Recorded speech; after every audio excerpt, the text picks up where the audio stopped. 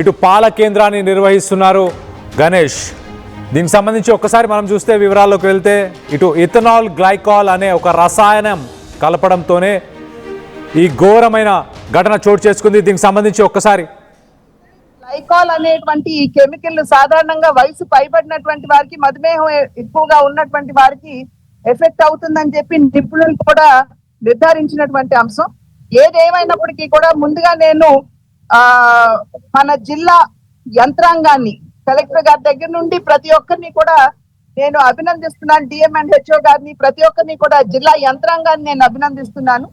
ఎందుకంటే మొన్న రాత్రి నాకు తెలిసినప్పుడు కీర్తి గారికి, కలెక్టర్ గారికి ఫోన్ చేసి నేను మొన్న రాత్రి వారితో మాట్లాడటం జరిగింది.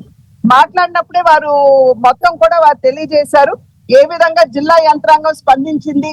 వారి ఇళ్లకెళ్ళి బ్లడ్ శాంపిల్స్ దగ్గర నుండి, పాల శాంపిల్స్ దగ్గర నుండి తీసుకోవటం, అదే విధంగా మిగిలిన 42 రైతుల దగ్గర కూడా వెళ్ళి అక్కడ కూడా పాల శాంపిల్స్